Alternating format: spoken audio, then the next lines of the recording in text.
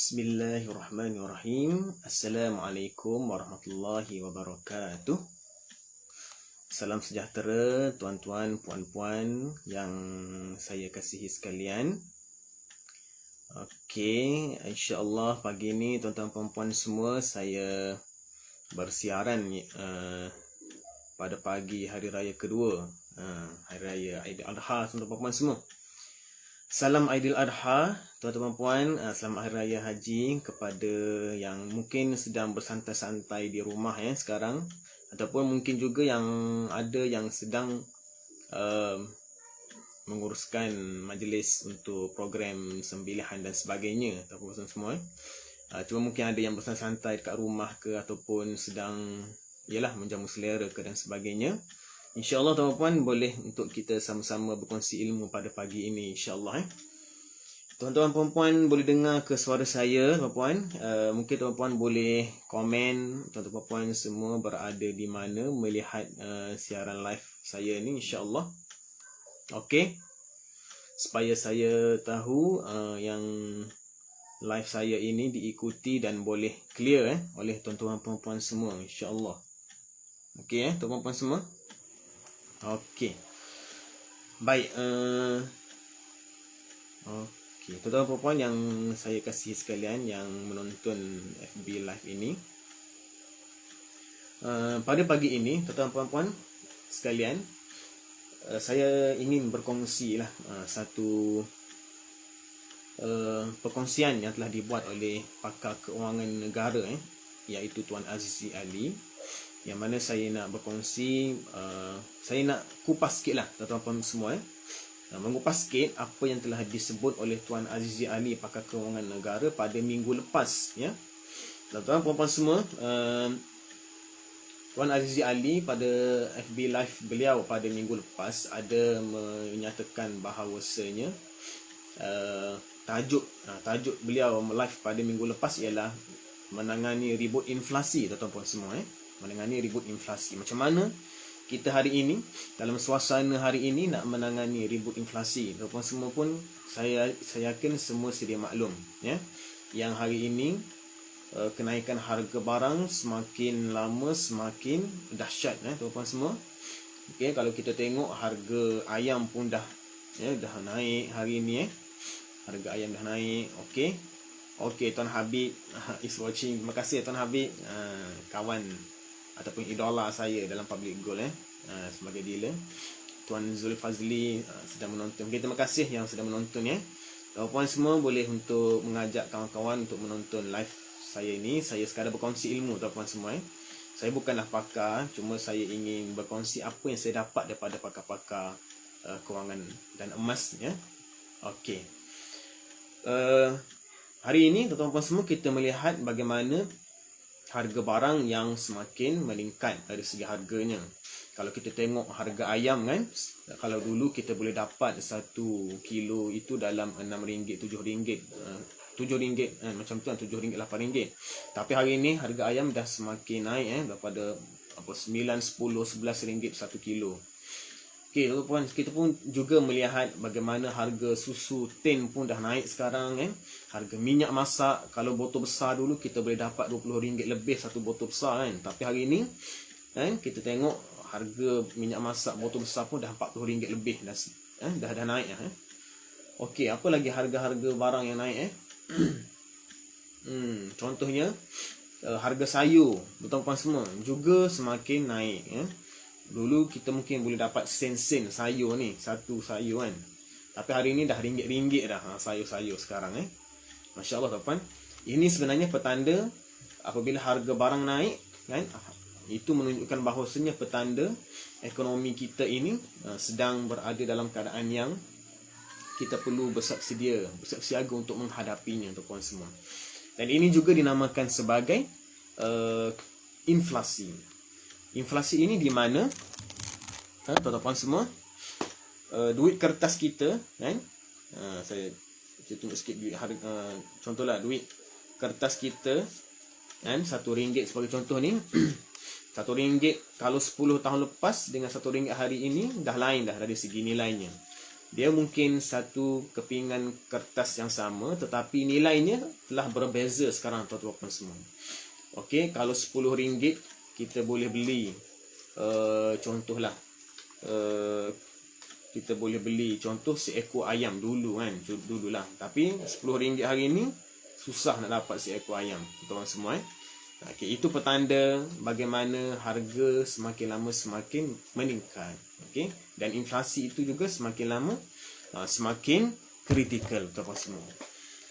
Kalau tuan-tuan semua melihat ataupun menonton perkembangan di negara Sri Lanka, tuan-tuan semua, saya melihat dalam beberapa hari baru ni bagaimana negara atau rakyat negara Sri Lanka ini telah menyerbu ke kediaman Presiden Sri Lanka kerana suasana ekonomi rakyat di negara Sri Lanka ini sangat teruk sekarang. Dia punya inflasi dia telah berada di tahap yang sangat kritikal, tuan-tuan semua. Dan jadi sebab itulah sampai tahap mereka rakyat ini turun berdemonstrasi, pergi ke rumah kediaman Presiden untuk mendesak Presiden Sri Lanka ini untuk letak jawatan dan supaya ada perubahan terbaru dalam kepimpinan politik negara mereka, tuan-tuan semua. Jadi, tuan-tuan semua, okey, sebelum tu juga kita melihat bagaimana peperangan kan antara Rusia dan Ukraine kan. Kita melihat bagaimana ramainya rakyat Ukraine, berjuta rakyat Ukraine terpaksa menjadi pelarian. Yang mana saya membaca di media sosial, ada yang ramai rakyat Ukraine yang tidak menjangkakan mereka boleh berada pada suatu tahap kehidupan seperti itu, iaitu bila mana mereka terpaksa keluar berhijrah kan, menjadi pelarian di negara orang lain, tuan-tuan semua. Baik, jadi tuan-tuan semua, disebab itulah okey, perkongsian live saya pada pagi ini. Okey, suasana itu berlaku apabila keadaan inflasi yang sangat dahsyatlah berlaku dalam negara tersebut. Okey, maka kalau melihat pada perkongsian Tuan Azizi Ali baru-baru ini, beliau mencadangkan supaya saya melihat kesimpulan terakhir pada Tuan Azizi Ali itu, beliau meletakkan kita semua sekarang ini perlu bersiap sedia dan perlu memiliki simpanan emas, tuan-tuan semua. Khususnya emas fizikal. Macam ni, tuan-tuan. Ini 1 dinar, saya tunjuk pada tuan-tuan semua. 1 dinar, kepingan emas macam ni. Okey, dan ini contohnya gold bar lah, gold bar ataupun bunga emas. Ini 10 gram.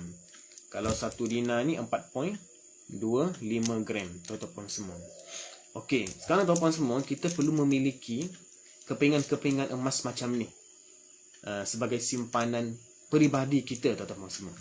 Duit yang tuan-tuan semua ada tu, duit cash macam saya tunjuk tadi kan. Okey, kita boleh simpan.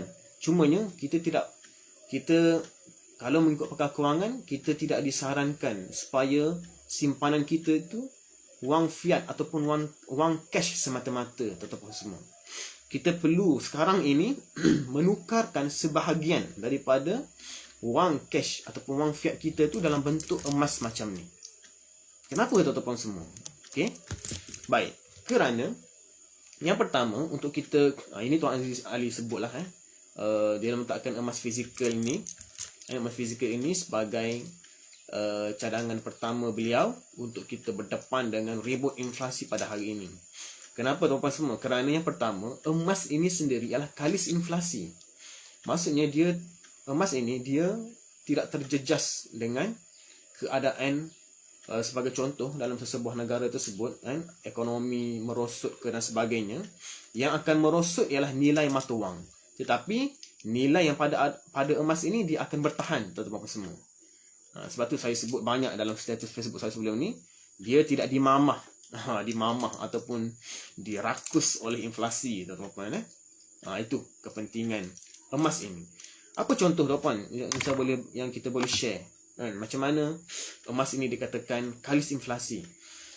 Cerita yang paling famous, tuan-tuan semua, iaitu bagaimana kita melihat pada sahabat Nabi SAW dulu boleh beli seekor kambing dengan sekeping dinar, 1 dinar. Tuan-tuan semua, 1 dinar pada hari ini pun boleh kita boleh beli seekor kambing kan. Hari ini kita melihat suasana hari korban dan sebagainya kan, yang mungkin yang kebanyakan sembelih lembu lah. Kalau orang yang sembelih kambing, mungkin ada pengetahuan sikit, dia tahu sekeping dinar ni boleh untuk beli seekor kambing, tuan-tuan.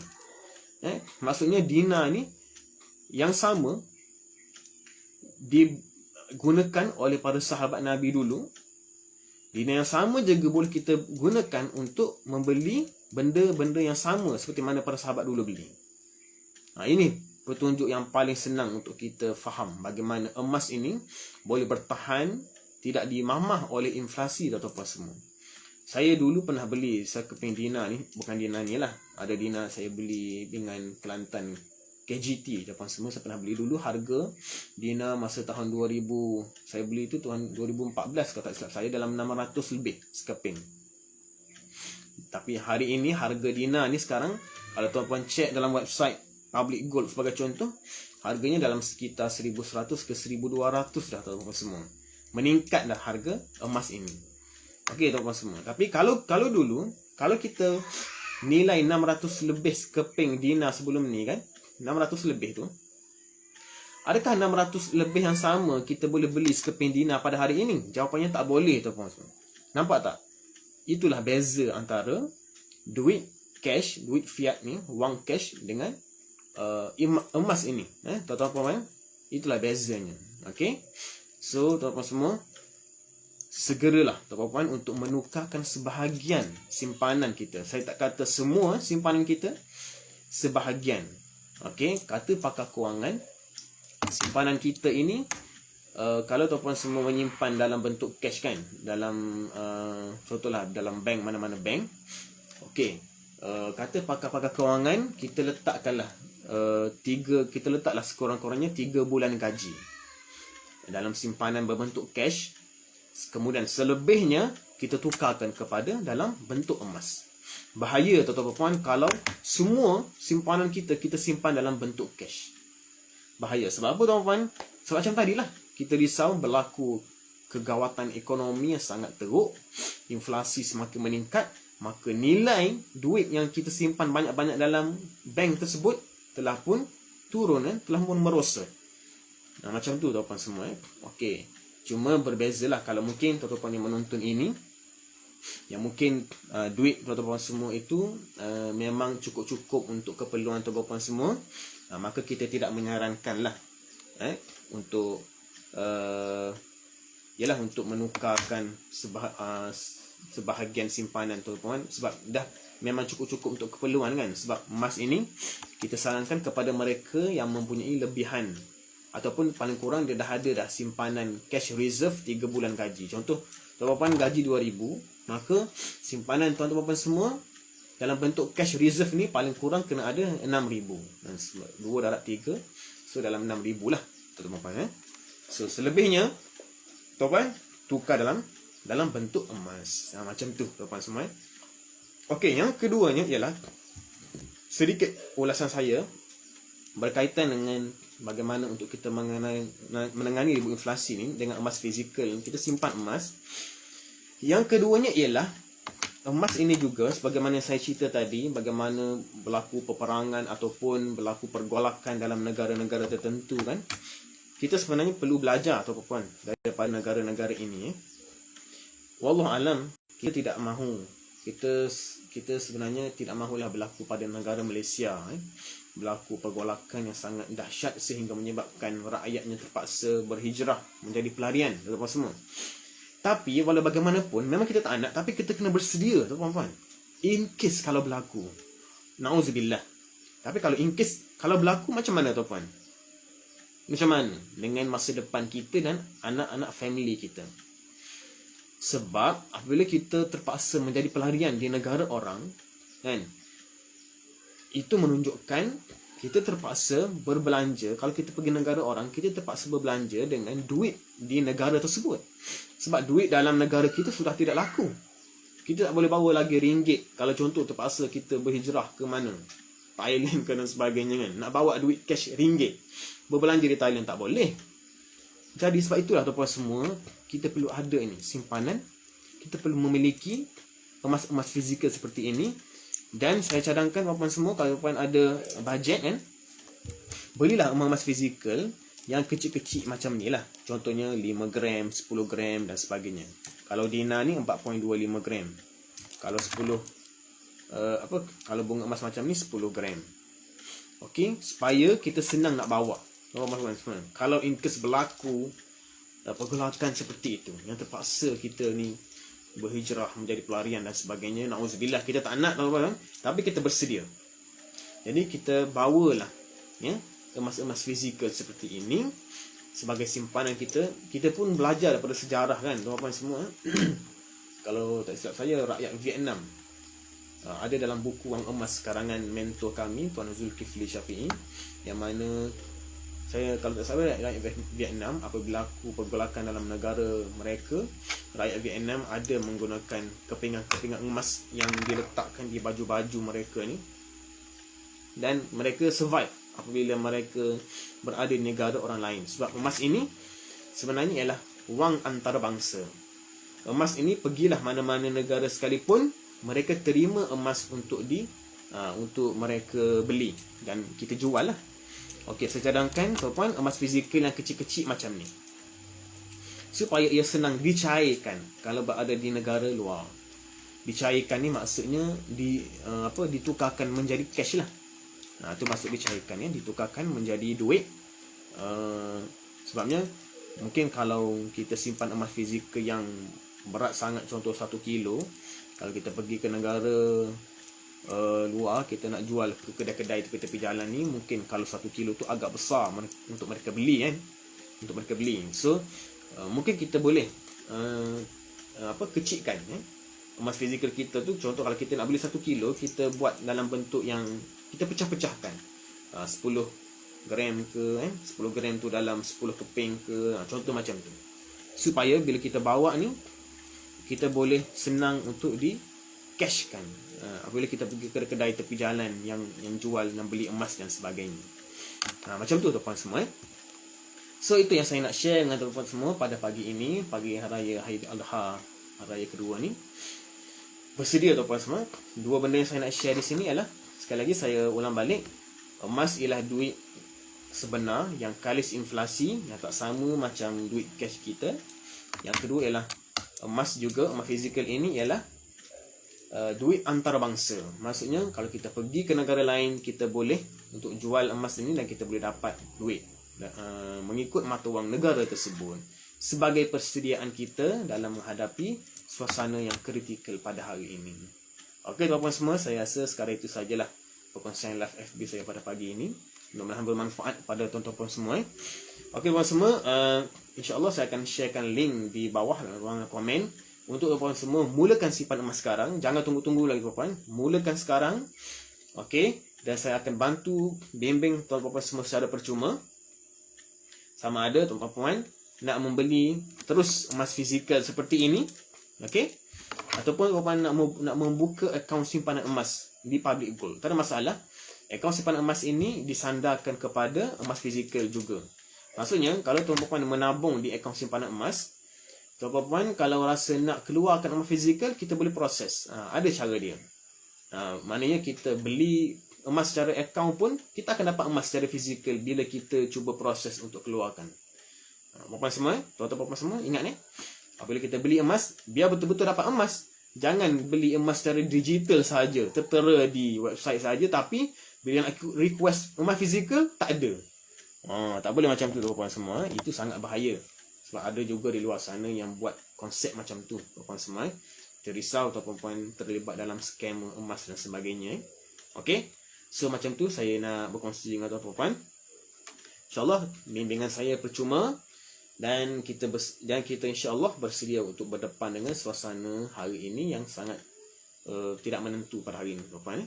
Okey, terima kasih. Kita jumpa lagi untuk live FB saya pada akan datang.